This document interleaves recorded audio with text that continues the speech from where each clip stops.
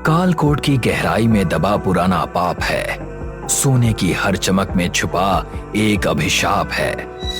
लालच की उस आग में झुलस गई पहचान, जिंदा खाल खींचकर ले गई वो शैतान। दौलत के इस जाल में जब फंसा हर इंसान, मिट गया वजूद उसका, बाकी रहा बस शमशान।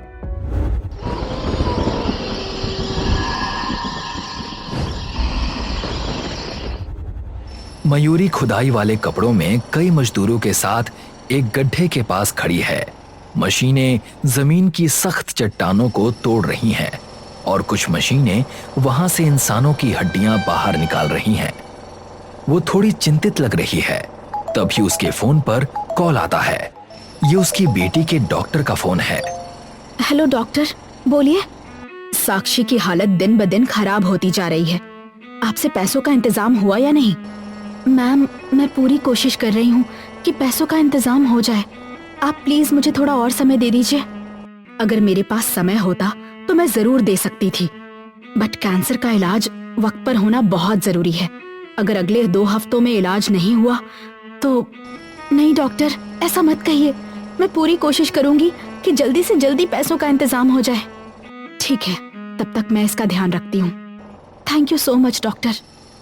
मयूरी फोन काट देती है और वहीं खड़ी होकर काम होता हुआ देखती रहती है। रात को मयूरी अपने टेंट वाले घर में आती है और किए गए काम का ड्राफ्ट तैयार करने लगती है। वो खिड़की के पास रखी मेज पर बैठकर लिखना शुरू करती है। ड्राफ्ट पूरा करते हुए उसकी नजर दूर खुदाई वाली जगह के पास किसी चमकती चीज पर पड़ती है। उसे देखकर वो थोड़ा उत्सुक हो जाती है।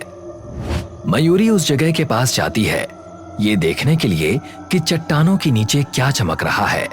वो एक रॉड उठाकर भारी पत्थर को हटाती है और वहां उसे सोने के 2 चमकते हुए सिक्के मिलते हैं। वो एक सिक्का उठाकर उसे ध्यान से देखती है और हल्का सा काटकर खुद ही समझ जाती है कि ये असली सोना है। वो क्रू को बताने के लिए अपना वॉकी टॉकी निकालती है, लेकिन अगले ही पल रुक जाती है। वो किसी को कुछ नहीं बताने का फैसला करती है। सिक्कों को अपनी जेब में रखती है और वहां से चली जाती है। अगले दिन मयूरी फिर से खुदाई वाली जगह पर होती है और इंसानों की हड्डियों के ढेर निकलते रहते हैं। अब ये जगह जैसे खत्म ना होने वाला कंकालों का गड्ढा लगने लगी है। तभी उसका सीनियर उसके पास आता है। काम कैसा चल रहा है मयूरी? ठीक ही चल रहा है सर, बस मुझे लगता है कि हमें ये काम अब बंद कर देना चाहिए। वो क्यों? थोड़े समय बाद मयूरी और उसका सीनियर उसके टेंट में होते हैं। वो इस बात पर आपस में चर्चा कर रहे होते हैं। हम यहाँ पर पिछले 8 महीने से खुदाई कर रहे हैं और हमें सिर्फ चंद हड्डियों के ढांचों के अलावा और कुछ नहीं मिला। शायद यहाँ वो नहीं है जो हमें चाहिए। तुम ठीक हो सकती हो मयूरी, पर क्या तुम श्योर हो? एब्सोल्युटली सर, कालकोट में कुछ नहीं रखा। मयूरी का सीनियर सहमति में सिर हिलाता है और एक फोन कॉल करता है। हम प्रोजेक्ट कालकोट को यहीं रोक रहे हैं। वो फोन काटता है और वहां से चला जाता है। उसी रात कालकोट बेस से सारी मशीनें, मजदूर और सामान हवाई रास्ते से हटा दिए जाते हैं। कुछ दिनों बाद मयूरी अपनी बेटी साक्षी को घर लेकर आती है। उसका इलाज हो चुका है क्योंकि मयूरी ने कालकोट से लाए सोने के सिक्के बेच दिए थे। वो साक्षी को सुलाकर एक फोन कॉल करती है। मुझे अगले 1 महीने के लिए काम से छुट्टी चाहिए। मेरी बेटी का ऑपरेशन हुआ है और मुझे उसके साथ रहने की जरूरत है। ठीक है, तुम्हें जब रीज्वाइन करना होगा तब मुझसे आकर मिल लेना। मयूरी फोन काटती है और संतुष्ट लगती है। वो साक्षी को प्यार से थपथपाती है। उसी रात मयूरी बालकनी में अकेली बैठकर शहर को देख रही होती है और पैसों की वजह से उसे थोड़ा सुकून महसूस हो रहा होता है। तभी उसे घर के अंदर किसी के चलने की आहट सुनाई देती है और वो तुरंत सतर्क हो जाती है। वो घर के अंदर आती है और उस व्यक्ति को ढूंढने लगती है। वो कुछ देर इधर उधर देखती है, लेकिन उसे कुछ भी नहीं मिलता। तभी अचानक कोई उसके पीछे से उसे छूता है। वो तुरंत पलटती है और सामने उसकी बेटी साक्षी होती है। जो उसके अचानक मुड़ने से हल्का सा टकरा जाती है। सॉरी बेटा, मैंने तुम्हें देखा नहीं। तुम ऐसे अकेले क्यों घूम रही हो? क्या तुम्हें कुछ चाहिए? भूख लगी है मम्मा, मुझे कुछ खाने के लिए दे दो प्लीज। बेटा कोई बात नहीं, चलो। मयूरी अंदर चली जाती है। तभी दीवार पर एक हाथ का निशान दिखाई देता है जो मिट्टी से बना हुआ लगता है। अगले दिन मयूरी बाथरूम में आती है और ब्रश करना शुरू करती है। ब्रश करते हुए उसकी नजर अपनी गर्दन पर एक काले निशान पर पड़ती है। वो निशान सड़ी हुई त्वचा जैसा लगता है और वो उसे कुछ देर देखती रहती है, लेकिन फिर वो उसे नजरअंदाज कर देती है। कुछ देर बाद मयूरी साक्षी को अपनी माँ के पास छोड़कर कहीं जाने के लिए निकलने वाली होती है। बेटा मैं जल्द ही वापस आऊंगी, तब तक आप नानी के साथ रहना, ओके? इसके साथ ही मयूरी वहां से चली जाती है। उसकी माँ और साक्षी उसे जाते हुए हाथ हिलाकर विदा करते हैं। रात को मयूरी कुछ भारी औजार लेकर खुदाई वाली जगह पर पहुंचती है। वो उसी जगह पर जाती है जहां उसे पहली बार सोने के सिक्के मिले थे। बिना समय गंवाए वो जमीन खोदना शुरू करती है। वो लगातार खोदती रहती है और धीरे धीरे रात बीतकर हल्की सुबह होने लगती है। कुछ देर बाद वो उस जगह के सबसे नीचे तक पहुंच जाती है जहां उसे कुछ लकड़ी जैसा महसूस होता है। वो उसे पकड़कर पूरी ताकत से खोलने की कोशिश करती है। आखिरकार वो दरवाजा खुल जाता है। मयूरी पहली बार उस गड्ढे के अंदर कदम रखती है। जैसे ही मयूरी उस गड्ढे के अंदर कदम रखती है, वो अपने हेलमेट की लाइट चालू करती है और उसी पल उसकी आंखें हैरानी से फैल जाती हैं। वो जगह अनगिनत सोने की चीजों से भरी होती है। एक शाही रथ, तलवारें, ढेर सारे गहने, सोने के सिक्के और कई पुराने खजाने। वो थोड़ा आगे बढ़ती है और एक टूटी हुई कब्र देखती है जिसमें कोई शरीर नहीं होता। वो कुछ पल के लिए सोच में पड़ जाती है, फिर वापस जाने का फैसला करती है। वापस मुड़ते समय उसकी नजर उसी जगह रखे एक आईने पर पड़ती है। उसे देखते ही उसकी सांसें तेज हो जाती हैं। उसे अपने बाएं गाल पर भी वैसा ही निशान दिखता है जैसा सुबह उसकी गर्दन पर था और उसकी त्वचा भी अजीब सी लगती है। वो समझ नहीं पाती कि उसके साथ हो क्या रहा है, लेकिन लालच उस पर हावी हो जाता है। वो वहां से कई सोने की चीजें उठाती है और बाहर निकलने लगती है। जैसे ही वो बाहर की ओर बढ़ती है, उसी गड्ढे की छत से एक अजीब सी आकृति नीचे कूदती है।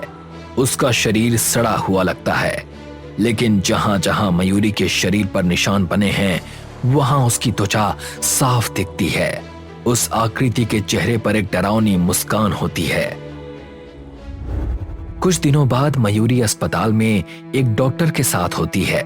वो बहुत चिंतित लग रही होती है और अब उसके पूरे शरीर पर वैसे ही निशान फैल चुके होते हैं। उसे समझ नहीं आ रहा होता कि उसके साथ हो क्या रहा है। डॉक्टर उसे ध्यान से जांच रही होती हैं। कुछ समझ नहीं आ रहा कि हुआ क्या है।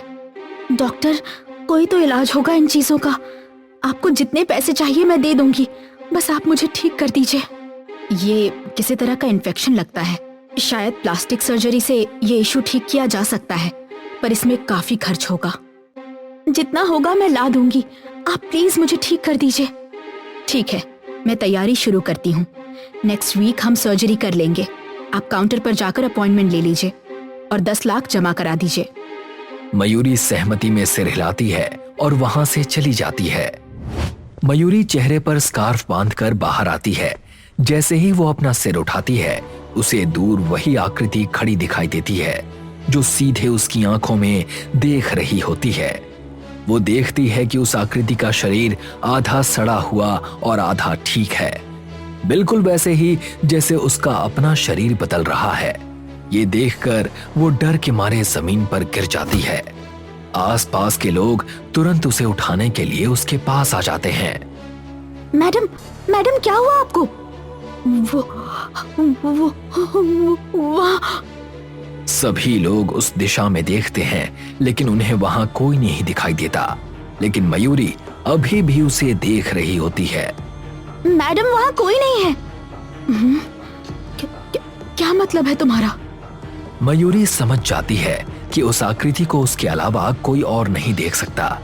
वो कांपते हुए उठती है और पीछे वाले गेट से वहां से निकल जाती है। उसी रात मयूरी बेचैन होकर इधर उधर चलते हुए किसी को फोन मिलाती रहती है।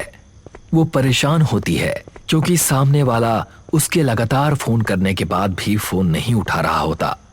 तभी अचानक सामने वाला फोन उठा लेता है। सर आप कहाँ हो? तब हमें पता चलता है कि फोन के दूसरी तरफ कोई और नहीं बल्कि उसका सीनियर ही है। मैं तो अपने घर पर हूं मयूरी, क्या हो गया? क्या सब कुछ ठीक है? तुम काफी टेंशन में लग रही हो। सर सब कुछ खत्म हो गया, मैं बुरी तरह फंस चुकी हूँ। मयूरी काम डाउन, क्या हुआ है मुझे ठीक से बताओ। मयूरी उसे शुरू से सारी बातें बताती है और कहती है कि कैसे वो अपने लालच में खुद को खोती जा रही है। उसका सीनियर उसकी बात ध्यान से सुनता है। ठीक है, मुझे उस जगह के कोऑर्डिनेट्स भेजो, मैं वहां जाकर स्क्रिप्चर्स को डिकोड करने की कोशिश करता हूं। मयूरी उसे जगह के निर्देश भेजने के लिए मान जाती है और इसी के साथ रात खत्म हो जाती है। एक हफ्ते बाद मयूरी ऑपरेशन थिएटर में लेटी होती है और डॉक्टर उसके इलाज की प्रक्रिया शुरू करती हैं। दूसरी तरफ मयूरी का सीनियर अपने सामान के साथ उस गड्ढे में उतरता है और पहली बार वहां दबे हुए खजाने को देखता है। इतनी सारी दौलत देखकर उसकी आंखें हैरानी से फैल जाती हैं। यहाँ डॉक्टर उसके शरीर के बचे हुए ठीक हिस्से से एक एक करके त्वचा के छोटे छोटे हिस्से निकालने लगती है। मयूरी का सीनियर अपने उपकरणों से सोने की जांच करने लगता है। इतनी बड़ी मात्रा में इतना शुद्ध सोना देखकर वो हैरान रह जाता है। यहाँ धीरे धीरे पता चलता है कि मयूरी का इलाज करने वाली कोई और नहीं बल्कि वही अजीब आकृति है। वो मयूरी की त्वचा उतार कर अपने ऊपर लगा रही होती है। यहाँ मयूरी के सीनियर के चेहरे पर लालच साफ दिखने लगता है। वो मयूरी को बचाने नहीं बल्कि इस खजाने को इकट्ठा करके बेचने आया होता है। वो अपना बैग खोलता है और उसमें गहने और सोने के सिक्कों के ढेर भरने लगता है। इलाज की प्रक्रिया पूरी हो जाती है और अब मयूरी बिस्तर पर उस सड़ी हुई त्वचा के साथ लेटी होती है। वहीं दूसरी तरफ वो आकृति अब मयूरी का रूप ले चुकी होती है। उसका चेहरा मयूरी जैसा ही होता है, लेकिन उसकी आंखें डरावनी लग रही होती हैं। और फिर जैसे ही मयूरी का सीनियर वहां से निकलने लगता है, उसे एक अदृश्य ताकत रोक लेती है और पीछे फेंक देती है। वो घबरा कर उठता है। कौन है वहां? कौन है? अचानक उसका शरीर पीछे चट्टान की दीवार से चिपक जाता है। उसके पैर हवा में उठ जाते हैं जैसे कोई उसका गला दबा रहा हो। वो खुद को छुड़ाने की पूरी कोशिश करता है। तभी वहां मयूरी के रूप में वही आकृति आती है और उसके चेहरे पर अजीब सी मुस्कान होती है। वो आगे बढ़ती है और हल्का सा अपना चेहरा एक तरफ झुका लेती है। यह कश्चित् कालकोटस्य धनम हरति तस्य परिचय अभ्यते। नहीं नहीं।